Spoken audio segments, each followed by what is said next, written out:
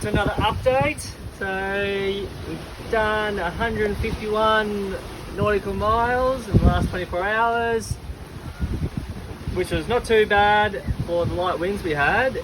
And yeah, what do we have? We listened to the sails flog for about an hour, just over an hour.